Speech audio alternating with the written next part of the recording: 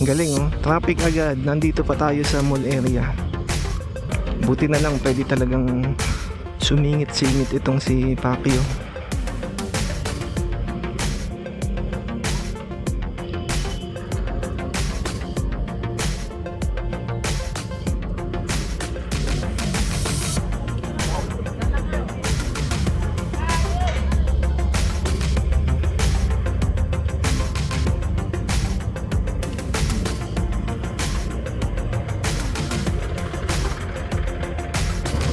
Pagas muna tayo. 1 bar na lang to. So naka 257. Tong gas na to, yung natitira nito galing pa to sa ano ba? Nueva Ecija. Umabot dito, ilang araw pa akong nakapasok sa opisina. Okay, tara na ulit.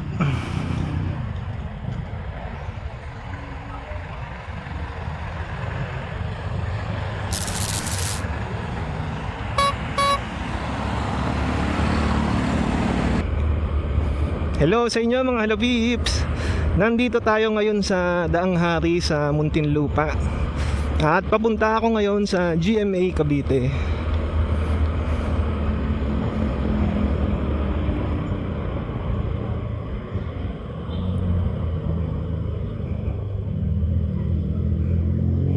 I love Las Piñas. Hindi pa ako nakapagpa-picture dun ha. Tagal ko na dito sa Las Piñas. Sana hindi traffic ngayon. Hindi naman ganun ka-traffic dito. Meron lang kasi minsang ilang parts na ginagawa yung isang linya ng kalsada.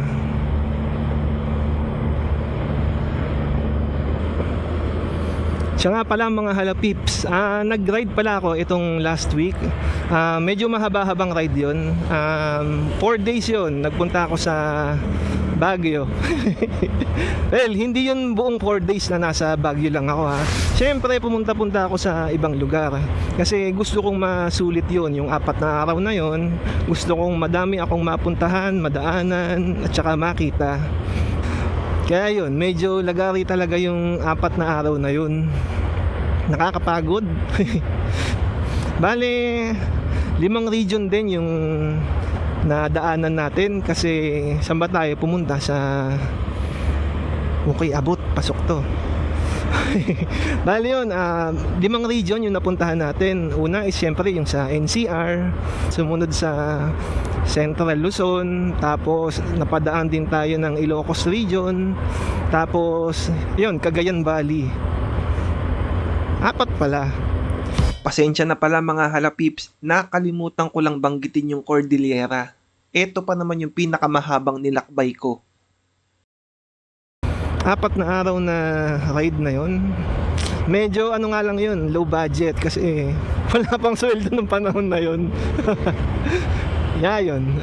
Medyo tipid mode. Wala tayong medyo mahal-mahal na kinainan doon. Halos mga ano lang, turo-turo, karinderya, mga ganun lang.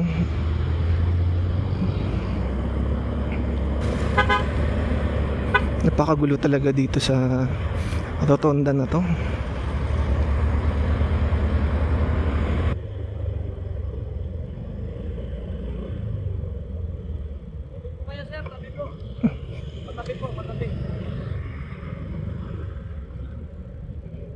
Kanino pong motor to?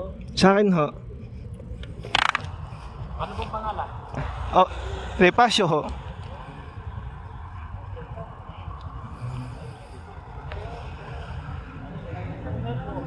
Okay.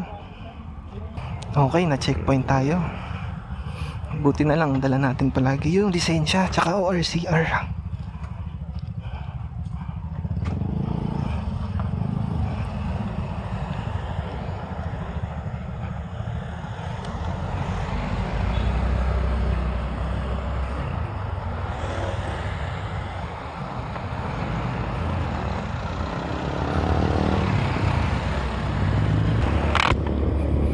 Okay, resume ulit ng biyahe. Nalimutan ko na kung ano yung kinikwento ko kanina. Ayun, nagkaaberya na naman bago umalis kasi yung jacket tsaka yung gloves na nilabahan ko nung umaga, nung kinahapunan bago ako matulog, nakita ko umuulan. So yun, nabasa na naman sila. Kaya yun, imbis na matutulog na ako, gumawa pa ako ng paraan para mas mabilis sila matuyo. Kaya yun, alas 9 na ako nakatulog tapos nagising ako ng alas 11. Yun, hindi na ako makatulog ulit nun. Inayos ko na lang ulit yung mga gamit ko. Tapos yun, matcha para hindi antukin. Pero pagdating ko nga sa Urdaneta, sa Pangasinan, wala, inantok na talaga ako. Kaya ayun, naghanap ako ng matutuluyan. Tapos yun, nakakita ko ng budget na motel. 300 lang, 3 oras, naka-aircon, karumal-dumal na banyo at kwarto. Ayun. Siya nga pala mga halapips, i-flex ko lang itong binili ko para kay Faccio. 2 liter ang capacity, waterproof na front bag na may hard shell, quick release na mga strap, front phone bag na may waterproof rain cover. Ang Rock Bros motorcycle handlebar bag na ito ay talaga namang walang kakwenta-kwenta. Ilang beses na nag-overheat ang cellphone na nilagay ko dito kahit na nasa Cordillera region na kung saan ang panahon ay malamig. Meron din siyang rain cover para protektahan yung harap at ibabaw niya mula sa ulan. Pero syempre dahil harap at itaas lang yon ay papasok yung tubig mula sa likod naman. So mababasa din yon. Pero kung additional storage lang din ang kailangan ninyo ay pwede na tong bag na to. Nabili ko nga pala itong bag na ito sa halagang 700 pesos online.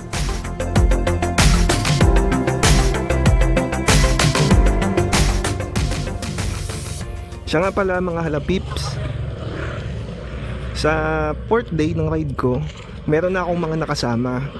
Kasi merong nag-message sa akin, tapos sabi niya magra-ride daw sila sa Nueva Ecija. So kaya yun, sumama ako sa kanila.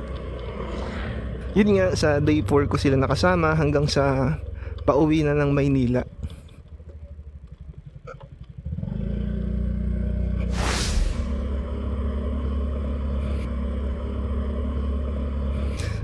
Tsaka yun, sa 4 day na ride ko, may mga times talaga na hindi mo na maitago yung yung lumalabas na pagkakamote. Hindi ko alam. Siguro kasi minsan parang pagod ka na, parang diretso na ganyan. Yun, lumalabas yung pagkakamote. Pero yung nasa safe side, hindi yung mga tipong bubis buhay na kakamotehan. Yung mga lang, minsan light lang talaga. Hindi ko alam kung magpapakita ko yun sa video eh. Nakakahiya. Siguro hindi na lang. At least nabanggit ko sa inyo na minsan talaga lalabas yung pagkakamote natin. Nagugutom ako. Sana may madaanan, kahit mga tusok-tusok lang.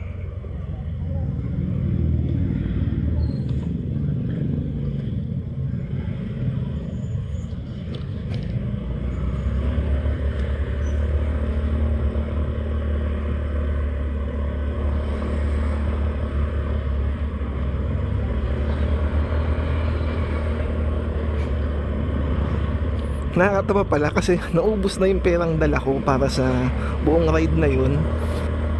So yung nangyari is wala akong cash, tapos kailangan ako magpagas.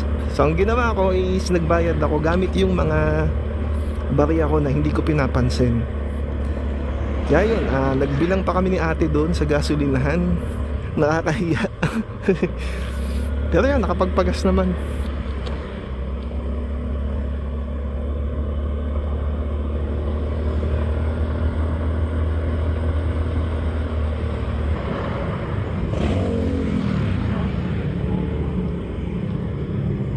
Hanap nga muna ako ng mamimeriendahan. Sana may makita akong lugaw. Gusto ko maglugaw eh. Diretso muna tayo.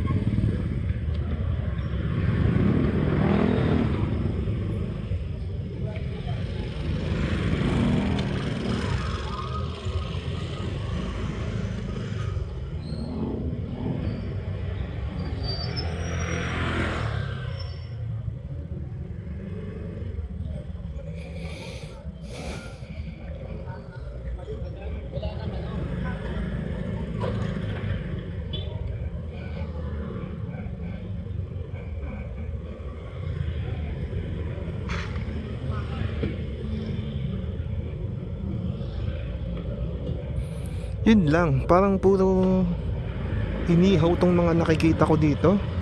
Sana nga kahit hindi nalugaw eh. Kahit nga fishball, kwek-kwek, kikiam, pwede na yun.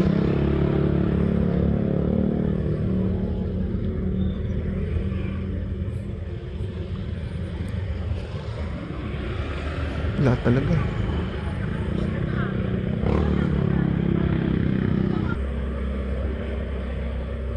Nako, parang wala na banda ditong mga nagtitinda. Mukhang mission failed na to. U-turn na lang ulit.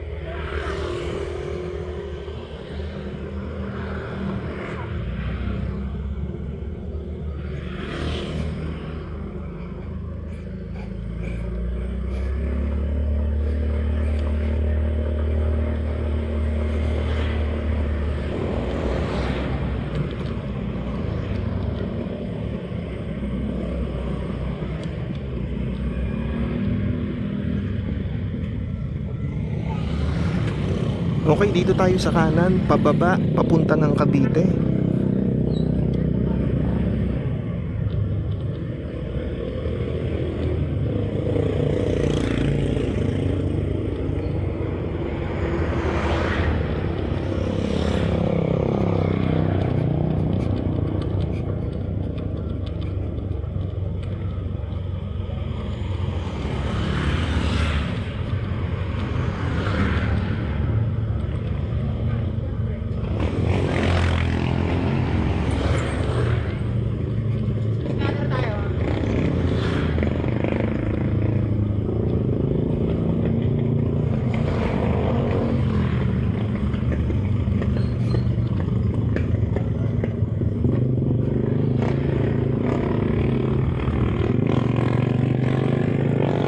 Ayan na oh, GMA Cavite. So nasa GMA na tayo. Paakyat naman.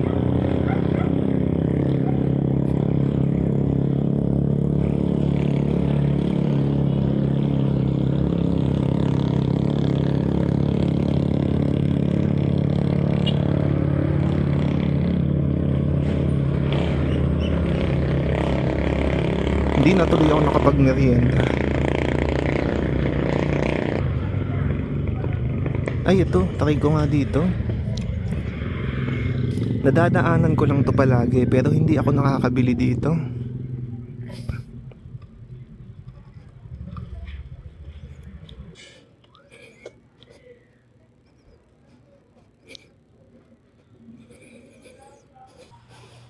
Isang ano po, fries, regular burger, tapos large. Ano ba yun? Large na shake po. Ay, meron bang hindi shake? Milk tea po. Pwede yun? Ah, sige, yun na. Pero ano po, 83 pesos po siya. Okay lang. Ayun na lang po. Burger, fries at milk tea. Sulit na sa 83 pesos na presyo.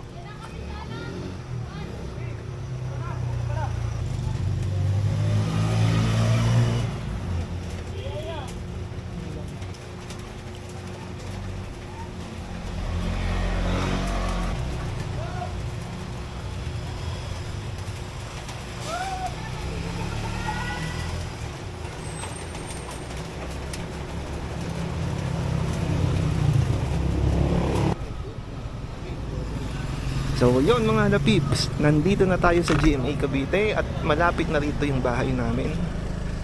Kaya naman hanggang dito na lang to at abangan nyo na lang yung mga videos na i-upload ko ha.